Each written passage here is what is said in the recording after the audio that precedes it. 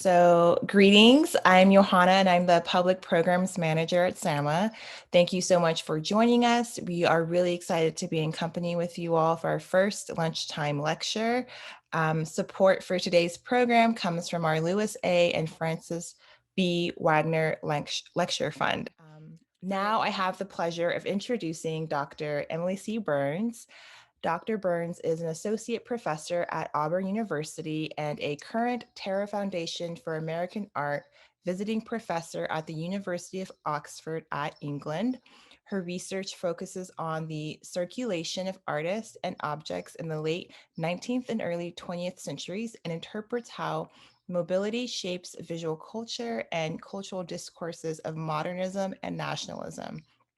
Her book, Transnational Frontiers, The American West in France, analyzes appropriations of the American West in France in performance and visual and material culture in the tripartite international relationships between the United States, France, and the Lakota Nation between 1867 and 1914. She is a featured scholar in the exhibition catalog for America's Impressionism, Echoes of a Revolution, which is for purchase at the museum shop. And so without further ado, here is Dr. Burns. Thank you so much, Joanna, for that thorough introduction. And thank you all for joining us today for this event. I am really excited to share with you some of my ongoing thinking about Impressionism as a global movement in the late 19th and early 20th centuries, and in particular about the US context as well. Most often as an art historian, I tend to read my paper, but I'm going to speak with you extemporaneously through my slides and through my notes with an eye on time. And please do feel free to put questions and comments in the chat as they arise, and we will get to them at the end of the presentation. So on the screen here on the right-hand side, you can see two bubbles. And I think about what's represented in these bubbles as two different models for how we might think about the circulations of Impressionism, or American Impressionism in particular.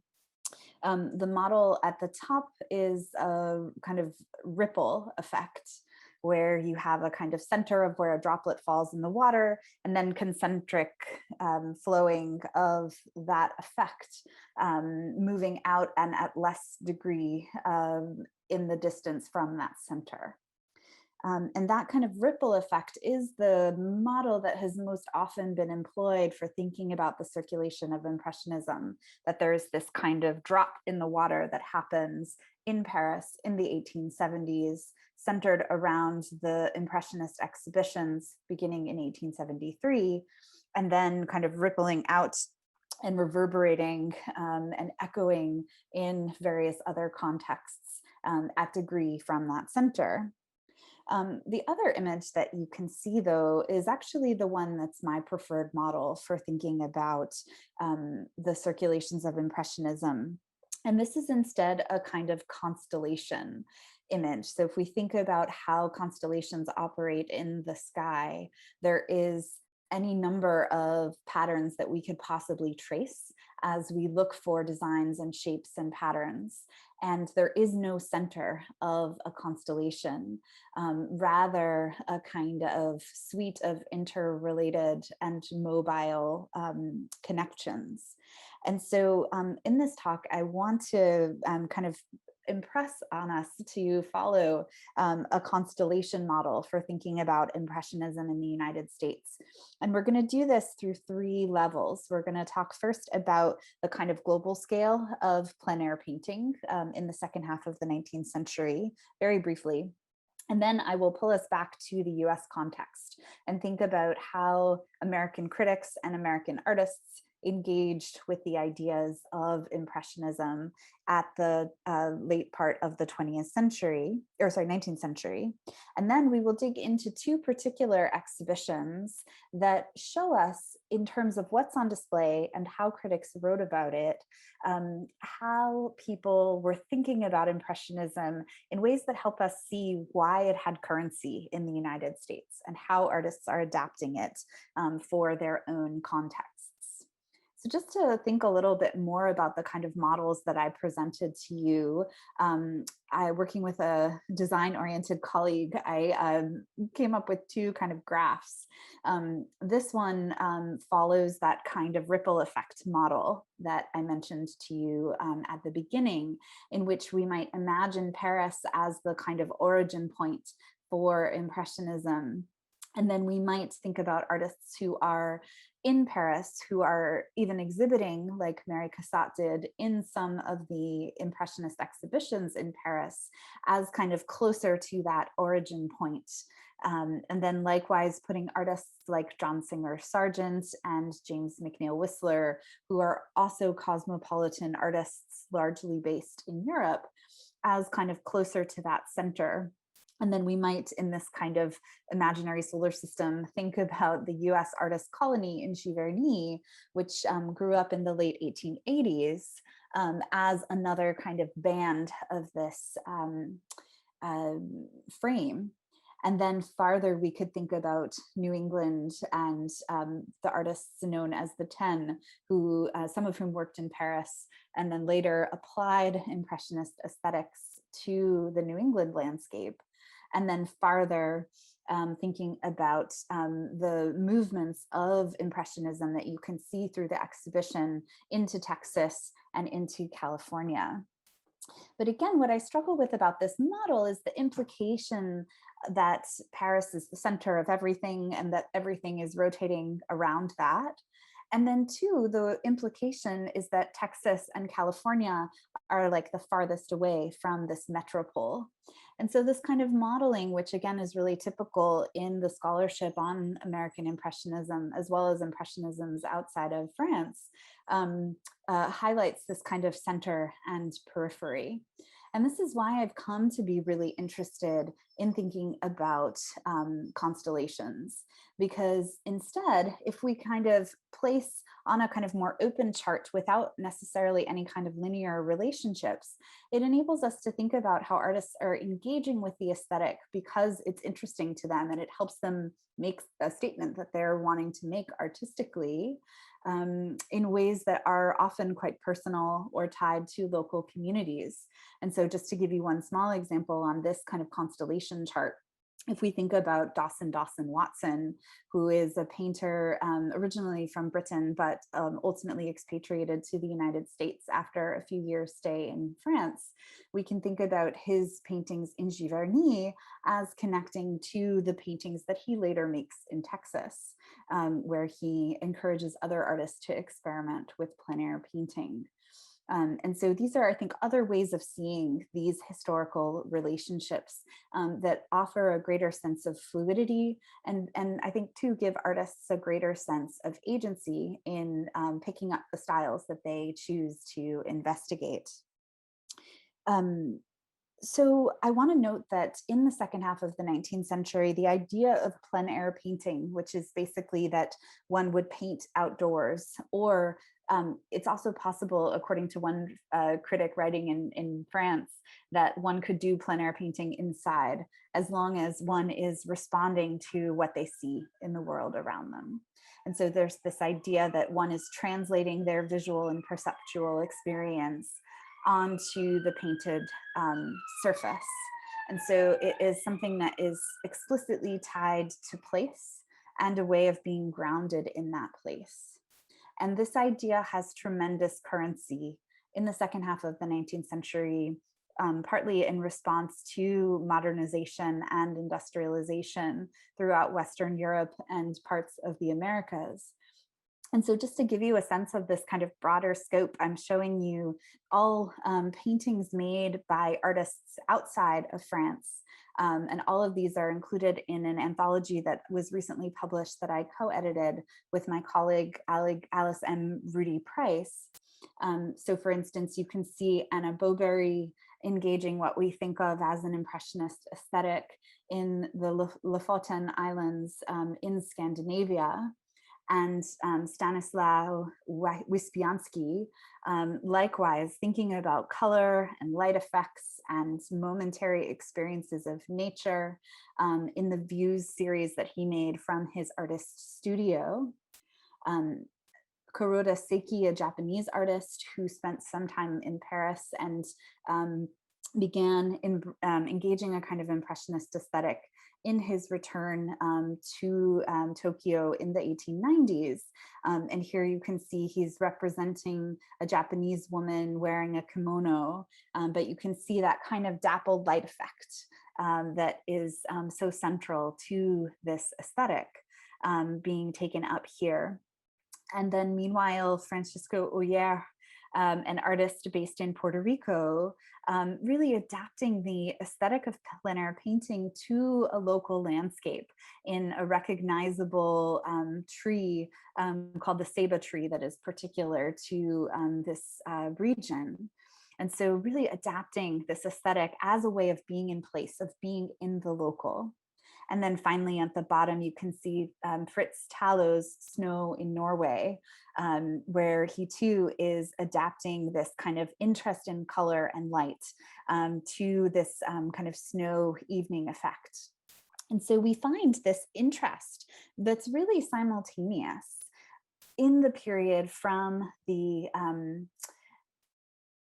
late 19th century. Can you all hear me okay? I just got a note about some difficulty in hearing.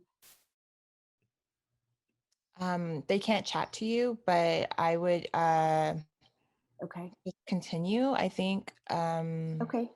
Yeah. Okay. So just building on this idea of thinking about how artists are adapting to a local context. Another painter who is from Romania made this portrait of his friend Andrescu. This painter is Nikolai Grigorescu in the Barbizon forest.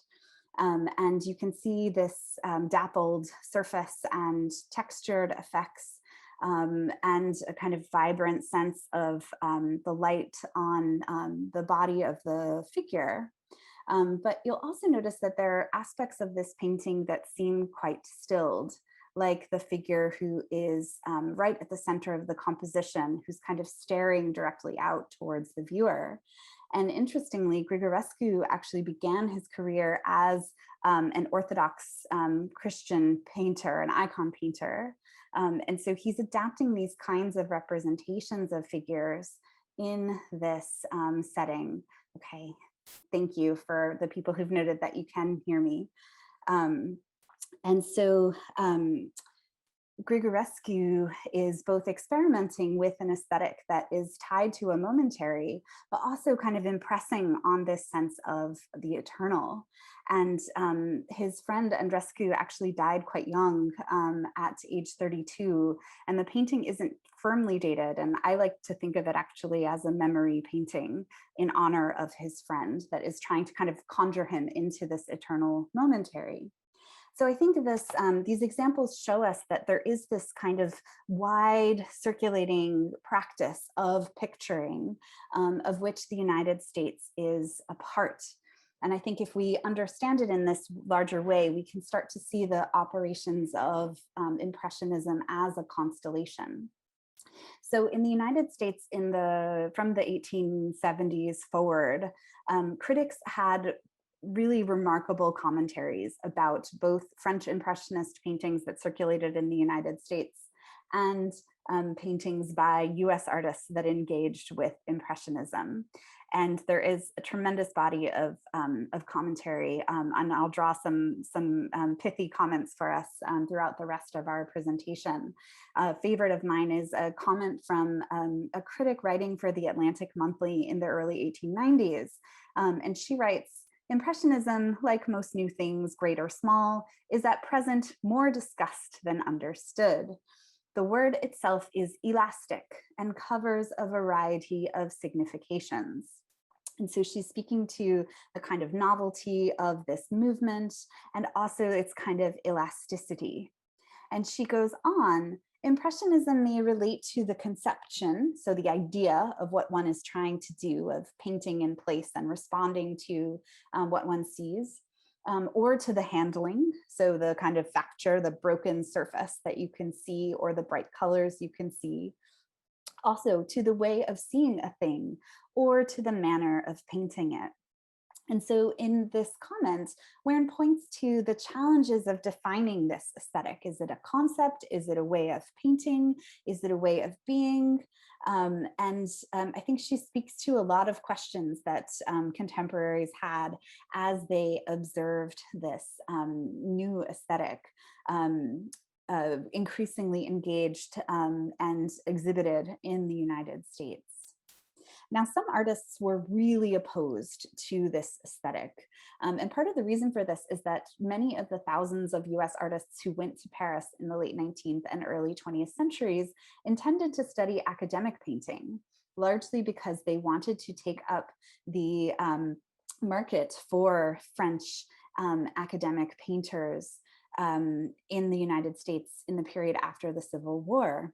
And so someone like Julian Alden Weir, whose Idle Hours from the 1880s I show you on the left, is really interested in learning about how to represent the body in a three-dimensional sense of space and to have a kind of poetics within the painting and to ensure that there is a kind of clean and flush surface. And he saw the Impressionist exhibition that was on view in 1878 in Paris. And he wrote a letter to his parents about how he saw this exhibition as, and I'm quoting from him, worse than a chamber of horrors. And he basically said that rather than rendering nature naturalistically, what Impressionism meant to him was an extreme distortion of nature, and that nature is totally lost in this process. So interestingly, even though Weir has this kind of diatribe against Impressionism in the 1870s, by the 1890s, he basically embraces it as an aesthetic of painting. And on the right-hand side, I'm showing you one of his later paintings from about 1908, 1909, in which you can see Weir in a representation being out in a landscape, and you get kind of like in Grigorescu's painting, that kind of a great attention to light and color and a kind of surface texture. And so, you know, based on what he said in 1878, one would never have thought that he would have turned to this aesthetic. But by the 1890s, it becomes increasingly popular in the United States and embraced as even an academic way of painting. So Weir and other artists who were associated with the group called the Ten would teach other people how to paint as Impressionists paint. And so this aesthetic that originally has this kind of anti-formulaic and individualist quality comes to be something that can be retained as a sort of formula that can be taught. But even as it's taught, and part of the kind of appeal by the 1890s is this sense of individuality, that artists are rendering their own perceptions. And this is something that gets kind of tied into the American ethos in ways that we'll see in the exhibitions I would like to share with you. So let's turn now to those exhibitions that I mentioned. I am really interested in exhibition history in general because I find it to be a way in which we can see how works of art are being seen and think about cross relationships between objects, and then also to think about how critical review and receptions can tell us about how people understood these pictures. And so in these two exhibitions that I'm going to talk about, one in Paris and one in Chicago, in the 1890s, we will see three main threads about how Impressionism becomes adapted in the United States. The first is a kind of interest in individuality, this kind of notion that one's own vision is unique to themselves, and therefore their impressionism will be individualized. Second, and this was a central theme in my essay for the catalog for this exhibition project, the ways in which people understood the United States in this time period as a kind of country of the new. There was a lot of rhetoric about the lack of history or tradition in the United States that enabled artists to engage with newness, which is seen as a central tenet of Impressionism. And that shapes some of the responses to these exhibitions. And then thirdly, there is a thread that will come through the exhibitions, especially the Chicago one, where we can see interesting parallels between the critical responses to Impressionist paintings and concurrent philosophical imaginings about how humans experience the world. And in particular, we'll talk about William James's ideas. And so looking at these three threads through the kind of exhibitions where these paintings are shown, I think highlights again how Impressionism gets adapted in the United States context. So the first of these exhibitions took place in 1891 in Paris. And it was located at Durand-Ruel's galleries.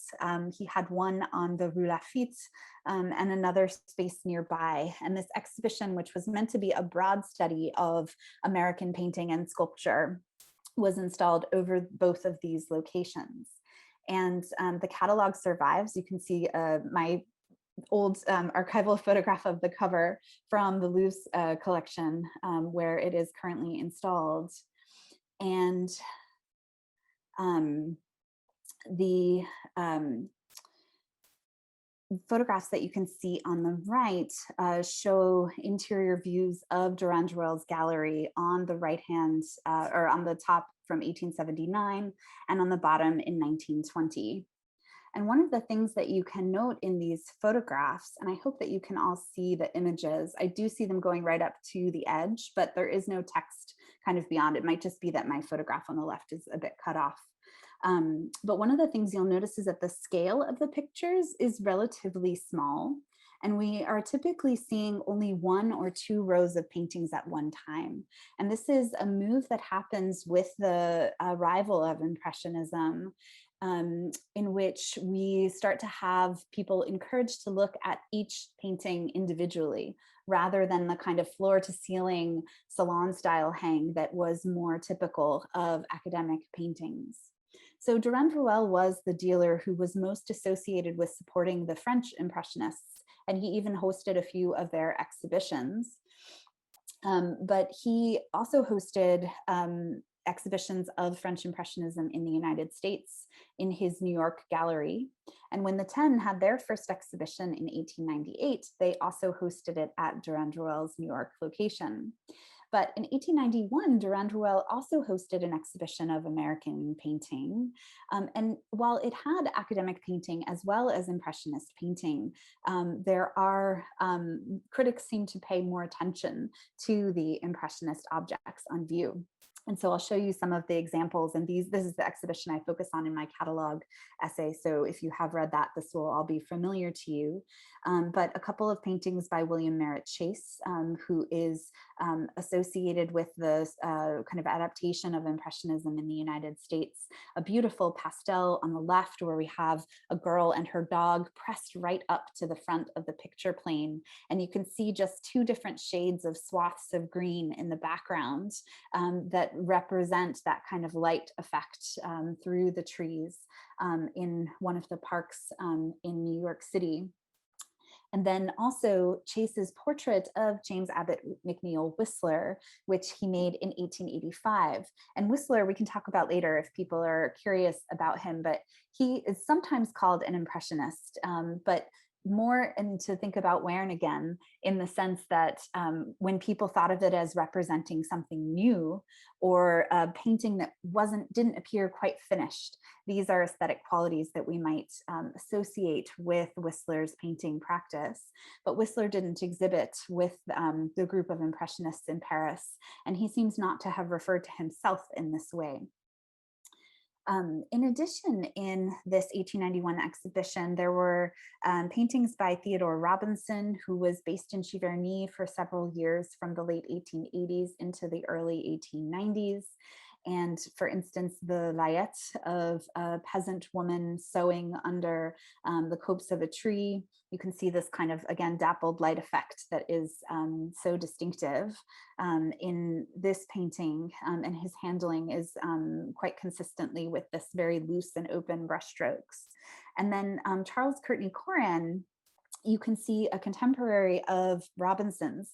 And Coran doesn't dismantle the painted surface to the same degree. There's a lot more completion in Coran's paintings, but where Coran experiments with Impressionist aesthetic is really in the light effects. So kind of placing his wife under this arbor of grapevines and thinking about how the light is shifted through that aesthetic. And then the shadow of the horse and carriage on the right-hand side also highlights this kind of momentary quality. Robinson was well represented at this exhibition. He had about 5 paintings, and I show you here 2 others also made in Giverny around the same time. And then there were a couple of paintings that were shipped from the United States to be shown in this 1891 exhibition. Childe Hassam's Fifth Avenue in Winter, which was painted around this time. And then John Henry Twachtman sent a winter landscape. So I'm not sure exactly which one because he's really obscure about titles, but I show you one from around the same time period.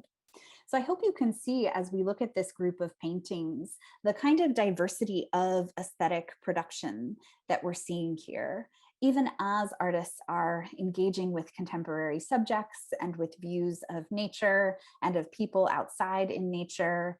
All of their handling of the medium is radically different. You can see, for instance, Hassam has a lot of impasto, a lot of buildup of paint on the surface, whereas Twachtman is kind of reducing the layers on the surface in favor of these kinds of glazes that in both cases are giving you the sense of time and space, but in very different ways and in different terms.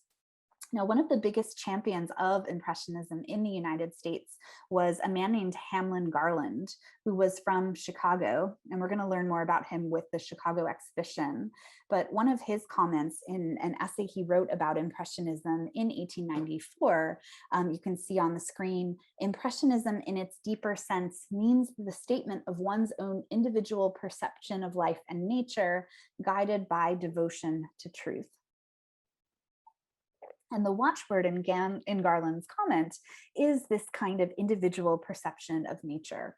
And this is the kind of aspect of plein air painting that is harnessed in claiming this kind of individual experience.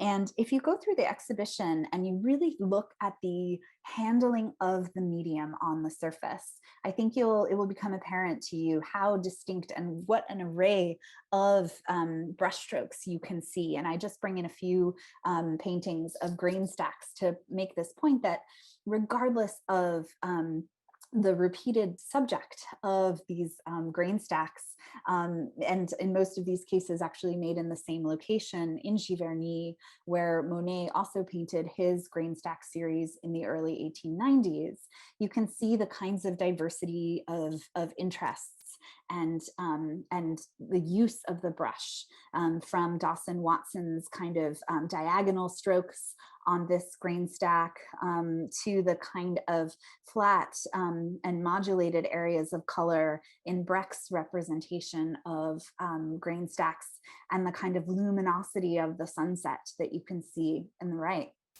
And then likewise, Theodore Wendel's grain stacks have this kind of yellow tone and a kind of vertical brushstroke that he engages.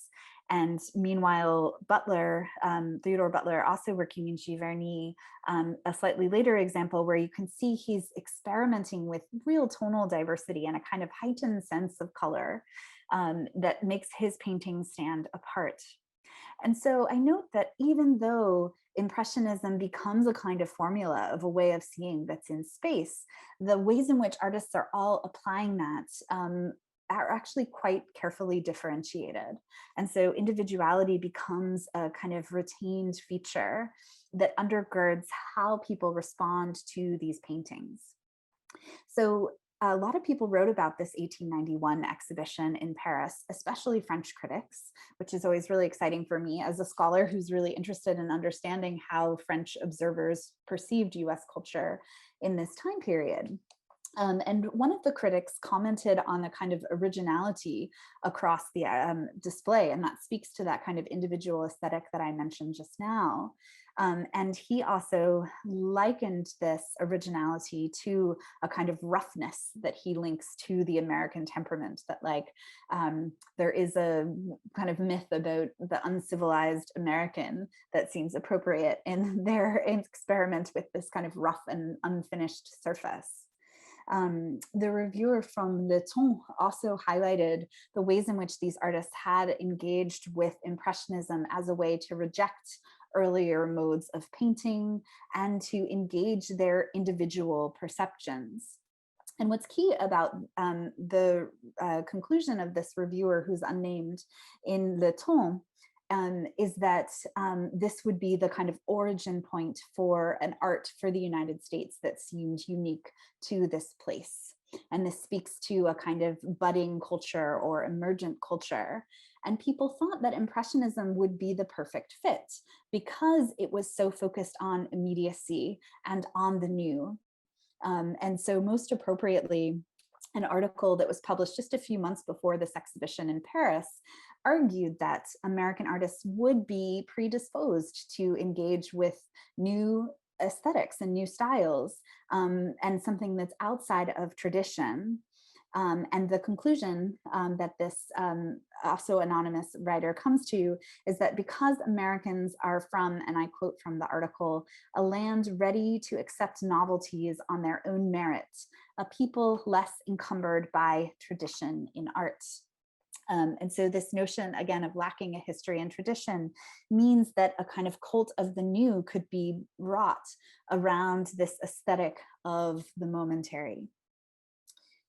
Now, with that, I want to turn to the exhibition in Chicago and think about how its also large contingent of American Impressionist paintings reinforced these ideas of individual perception and newness, but also can speak to this larger philosophical question that I mentioned just before.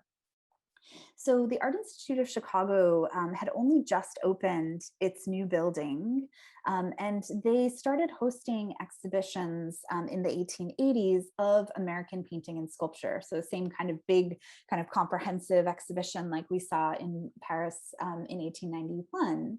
And in this exhibition, for which the catalog does survive, we have, again, many artists who are taking up what we think of as Impressionism, but in very different ways. The two paintings that you can see on the left are by Robert Henry, who later was an important teacher and a leader of the Ashcan School of Artists working in New York City, who are associated more with a kind of dark palette. But Henry actually began his career making paintings that look more like these two, with a really bright palette and really open brush strokes, especially a really dense facture that you can see in Beach at Atlantic City. Frank Benson and Edmund Tarbell submitted these two paintings of women in interior spaces at the bottom center. And you can see, I think, this application of an interest in light effects happening in these interior spaces with light and shadow on the figures and a kind of broken apart surface. Theodore Robinson, when he returned to the United States, he sadly only lived a few years in the US before he died, but he saw himself as adapting the aesthetic of Impressionism to the US landscape. And Hamlin Garland, this critic I mentioned to you before, sent a lot of letters to Robinson and tried to acquire Robinson paintings so that he could show them as demonstrations in his lectures when he would travel and encourage people to engage with Impressionism. And so what Garland says is that the aesthetic of Impressionism, this kind of engagement with light and color and impasto, could be a cosmopolitan style that indeed is circulating in many contexts around the world, but that if it was rendering a local landscape, it would always be tied to place, because places look different. And there are these kind of visual idiosyncrasies that are tied to place that this style would unfold. And so Robinson really helps Garland refine this argument. And then also Coran, whose painting I showed you in Paris, sent about 20 of his views of the World's Columbian Exposition that had taken place in Chicago the year before. So here again, we can see this leitmotif of some shared visual strategies that are all employed or applied in these individualized ways. Now, excitingly, a pamphlet was published at the same time as this exhibition was installed. And it was written by a group of individuals who don't name themselves in the booklet themselves, but we've been able to identify them as Hamlin Garland, our critic friend, Laredo Taft, a sculptor, and Charles Francis Brown, who was a more conservative landscape painter. And they basically staged this play called Impressions on Impressionism as a conversation in the gallery of this exhibition. And they go around and they talk about specific paintings and try to understand what the aesthetic of Impressionism means. And it's a really exciting archive because we have the catalog, so we can actually identify many of the paintings that they're talking about. And it really helps us to see these kinds of adaptations. So one of the comments from the play that comes through Hamlin Garland's character speaks to this notion of individual expression. Garland says, "What pleases me about the exhibition is that while the principle of Impressionism is almost everywhere, it is finding individual expression. Henright and Herder and Steele and Tarbell and Vano and Robinson all have a different touch. They are gaining mastery of an individual technique. This shows we're pulling out of the imitative stage." And so Garland is really honing in on this individual application as a leitmotif in his response to this group of paintings. Now, interestingly, some of the key aspects of the style of Impressionism align quite beautifully with the burgeoning philosophies of William James, who actually originally trained as a painter before he became a psychologist. And in the period from the 1880s into the early 20th century, James develops his theories of understanding human psychology. And it's not so easy for us to say like these ideas influenced American Impressionist painters because the timeline is more ambiguous than that. But rather what I want to suggest is that there are these synergies between how Impressionism operates to render human perception and experience. And then the other key thing that I see as a connection is the relationship between parts and whole, that there's this kind of dynamic of the collective and the individual that is rendered both in James's theories and also in Impressionism in general, and also in particular in the US. So here's a couple of comments from William James's writing in the very early 1890s. And remember that he's giving this as lectures too for probably about 5 or 6 years before he publishes this.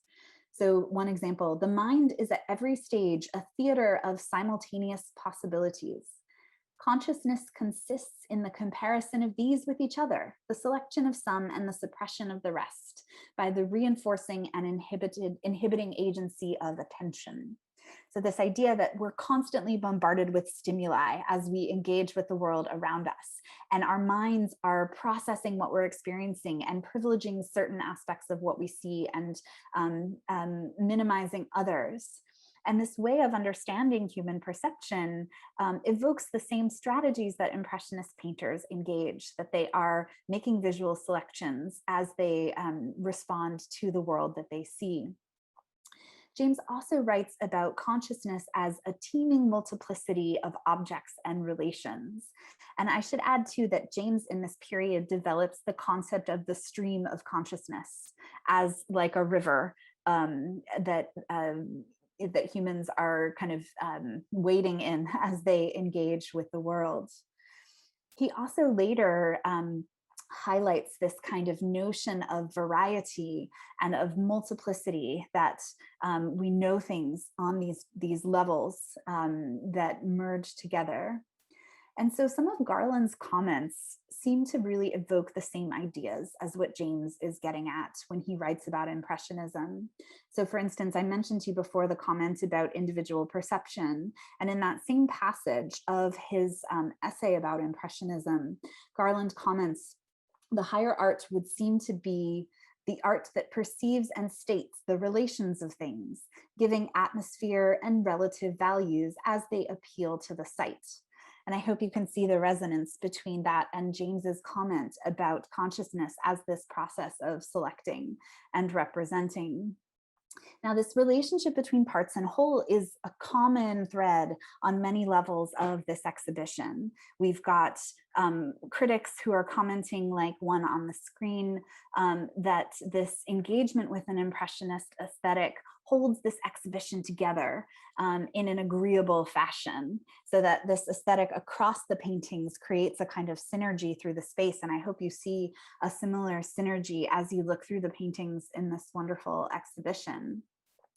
And then these writers also see this kind of synergy happening within individual paintings.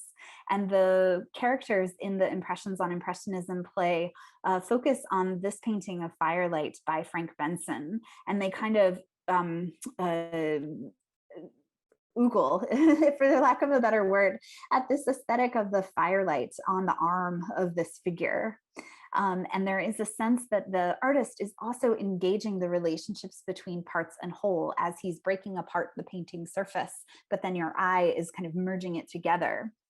And just for time, I'm just going to skip to the last part of their discussion, which is the conclusion that an impression of a scene is really far truer than all of the actual facts.